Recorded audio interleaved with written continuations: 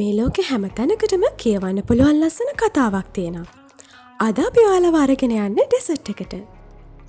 So welcome back to Tales of a Traveler YouTube channel. Hi! අද අපි ඇවිල්ලා ඉන්නේ ඩෙසර්ට් එකක් පැත්තට. ඉතින් අද අපි කැම්පින් කරන්නේ මේ ඩෙසර්ට් එක මැද්දේ. මේක අල්වත්ප ලේක් කැම්පින් සයිට් එක අබුඩාබි වල තමයි තියෙන්නේ. ඉතින් අද රෑ අපි ගත කරන්න හදන්නේ මෙතන. ඉතින් බලමු අද දවස කොහොමද අපි ගෙවිලා යන්නේ කියලා. අල්වත්ප ලේක් එක පැත්තේ තියෙනවා. ඉතින් ඔයාට පේනවද මේ සෑන්ඩ් පැටර්න්ස්? වැලි මත ඇඳිලා තියෙන මේ හැඩයන් හදන්නේ හුළඟේ වේගය, දිශාව සහ වැලිවල හැඩය අනුව.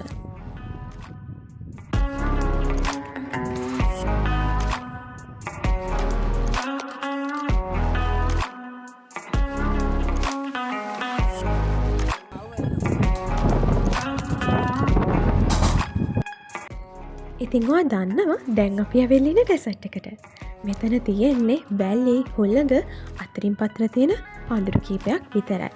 ඉතින් මෙතනට එනකොට ඔයාට ඇති වෙන්න කෑම බීම අරගෙන එන්න අමතක කරන්න එපා. අපි රෑම මෙතන ඉන්න නිසා ඒකට හරියන ටෙන්ට් එකක්, රාත්‍රී අඳුරට ලෙඩ් ලැන්ටර්න්ස් වගේ දේවලුත් අරගෙන තමයි ආවේ. දැන් අපි ලෑස්ති වෙන්නේ බොන්ෆයර් එක ලෑස්ති කරන්න. ඉතින් ඒකට එක්ස්පර්ට් තමයි මේ ඉන්නේ. ඉතින් අපිට කියන්නකෝ කොහොමද බොන්ෆයර් එක ලෑස්ති කරන්න කියලා. අපි ඒක පාවිච්චි කරනවා මේ වගේ නැත්තම් මේ බොන්ෆයර් එක අපි පාවිච්චි කරේ නැත්තම් මේ විදිහට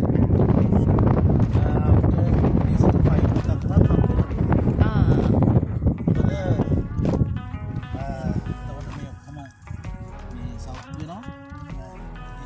අපි බොන්ෆයර් එක පාවිච්චි කරන්න මේ විදිහේ මේ මෙටල් පීස් එකක් යූස් කරන්නේ. අල්වත්ප ලේක් කැම්පින් සයිට් එක ඇතුළම ටෙන්ට් එක සෙට් කර ගන්නවා නම් ඔයාට බාබකියු ෆැසිලිටීස්, වොෂ්රූම් ෆැසිලිටීස් එතන තියෙනවා. හැබැයි අපි කැම්පින් වලට ආපු දවසේ මේ හොලිඩේ එකක් නිසා පොඩ්ඩක් ක්‍රවුඩඩ් වෙලා තිබුණා. ඒ නිසා අපි කැම්පින් සයිට් එකෙන් කිලෝමීටර් 1ක් විතර දුරට ඇවිල්ලා තියෙනවා.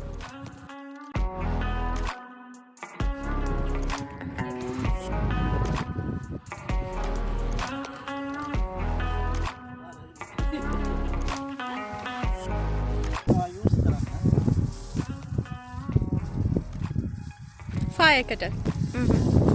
as a starter අපි දාලා තියෙනවා gel fuel.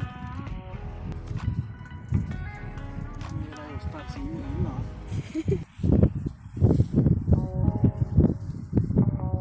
ටිකෙන් තමයි මේ වාහන කිලෝමීටර ටික නතර.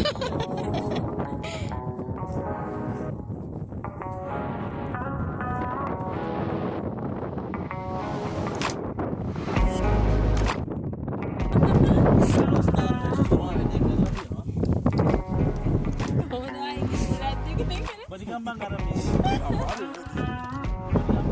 ගියක් හදලා ෆයර් එක දැම්ම දානවද? නෑ ෆයර් එක අපි දාන්නේ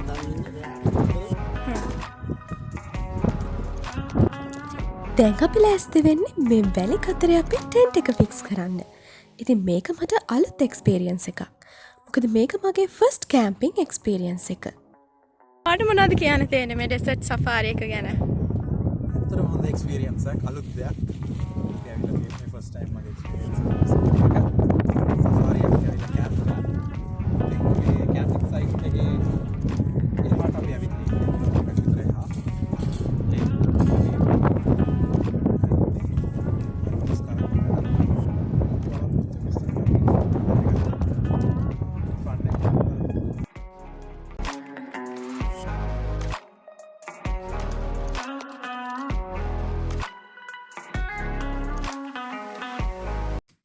ඉතින් මම මෙතනින් කැමතිම පාට් එක උනේ කූඩාරමක් ඇතුලේ රෑක් ගත කරන එක මොන වගේද කියලා බලන්න.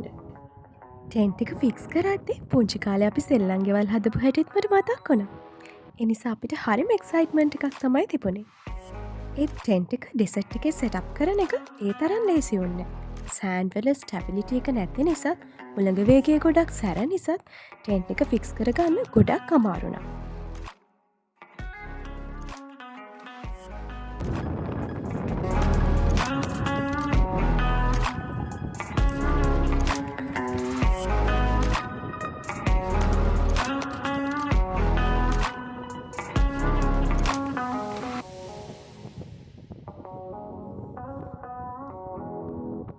අනතුරක් වෙලා තියෙන්නේ කටුවක් කැනගෙන. අයියෝ. දැන් නම් ඉතින් චොට්ට කළුවර වෙනකම ඉර බැහැගෙන යනවා. ඒත් එක්කම හරිම සීතල හුළඟකුත් එනවා. ඉතින් ඔය දැනටමත් දන්නව ඇති ඩෙසර්ට් එකේ නයිට් ටයිම් කියන්නේ ගොඩක් cold and quiet time එකක්.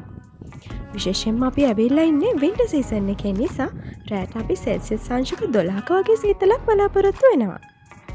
සාමාන්‍යයෙන් සීතල කාලේ උෂ්ණත්වය සෙල්සියස් අංශක 8-12 අතර ප්‍රමාණයකට ඩ්‍රොප් වෙනවා. ඒ නිසා අපි රැට ඕන කරන ෆ්ලෑෂ් ලයිට්ස්, ෆයර්වුඩ්, බ්ලැන්කට්ස් මේ හැම දෙයක්ම ලෑස්ති කරගෙන තියෙනවා. සන්සෙට් එකෙන් ඩාර්ක්නෙස් එකට යන ට්‍රාන්සිෂන් එක දැක්කම ඩෙසර්ට් ලයිෆ් එකේ බියුටි එක වගේම චැලෙන්ජ් එකක් තේරෙනවා. ඩෙසර්ට් එකේ එන්නම සීතල වැඩි වෙද්දී ගිනිමැලයට වට වෙලා අපි සින්දුවකුත් කිව්වා.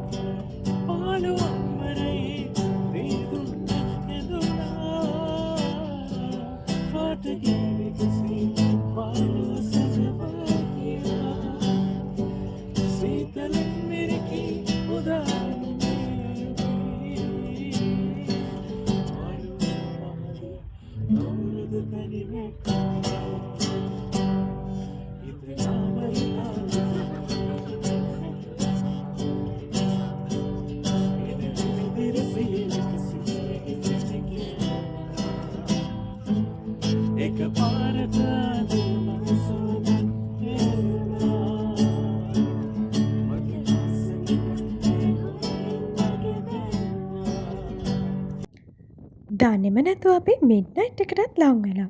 ගිනිමැලත් නිවේගෙන යද්දී එන්නම ඩෙසර්ට් එකේ සීතලත් වැඩි වුණා.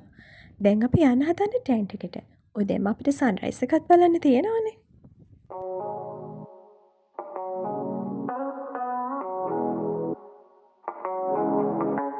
සන්රයිස් එකත් එක්ක අන්ධකාරය ගෙල්ලා තිබුණු ඩෙසර්ට් එක ආලෝකයෙන් පිරුණා. සීතල තාමත් ඉතුරු වෙලා තිබ්බත් හිරු එළියේ ආලෝකයෙන් අපි උණුසුම් වුණා. ඉතින් Tales of a Traveler එක්ක තවත් කතාවක් අවසන් වෙනවා. හැබැයි මේක අවසානය නෙමෙයි. තවත් කතාවක ආරම්භය විතරයි. එහෙනම් අපි ආයෙත් හම්බෙමු තවත් අලුත් කතාවකින්. Until then, bye guys!